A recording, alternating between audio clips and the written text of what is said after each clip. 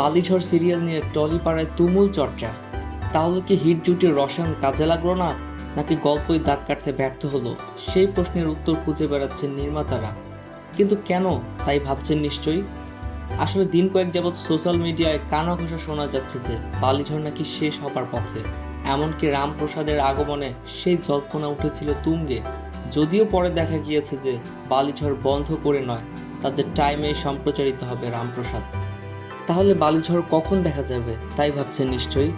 সেক্ষেত্রে জানা গিয়েছে গুড্ডি স্লোটেই নাকি আসতে চলেছে বালিঝড়। তবে এই টাইমে বালিঝড় সিরিয়াল চালাতে একেবারেই মত নেই চ্যানেল কর্তৃপক্ষের। আর সেই কারণেই নাকি মাত্র 2 মাসের মাথায় ইতি টানতে হচ্ছে স্রোতঝোড়া মাহরগড় জুটি রসায়ন। যদিও বিষয়টি নিয়ে এখনো পর্যন্ত চুপচাপ রয়েছে চ্যানেল কর্তৃপক্ষ, কিন্তু তার মাঝে ট্রিনার স্টোরি দেখে চমকে উঠেছেন সকলেই।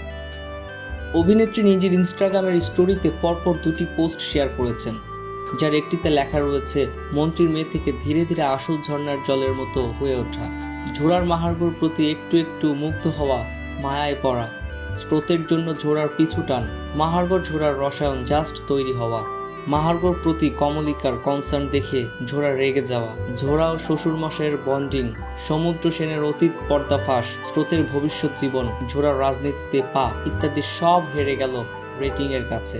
ভাগ্য খারাপ না হলে গল্প অভিনয় কোনো ক্ষেত্রে ঘাটতি রাখেনি টিম। আর দ্বিতীয় পোস্টে দেখা যাচ্ছে যে সেরা জুটি আমাদের ত্রিশিক ছিল, আছে, আজীবন থাকবে। তোমাদের ছেড়ে থাকবো কিভাবে, তোমাদেরকে আবারও আমরা ফিরিয়ে আনবো। জুটি হিসেবে এটা আমাদের ত্রিশিক ফ্যানদের প্রতিজ্ঞা। চলতি বছরের 6 ফেব্রুয়ারি স্টার জলসার হাত ধরে পর্দায় এসেছেন এই ধারাবাহিক।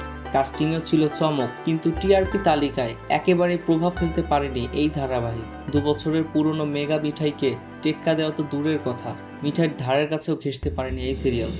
তবে যা জল্পনা উঠেছে, এমনকি ট্রিনার ইনস্টাগ্রামে পোস্ট দেখে অনুমান করা যাচ্ছে যে সত্যি তাহলে বন্ধ হতে চলেছে এই মেগা। যদিও আসল কথা বলবে সময়।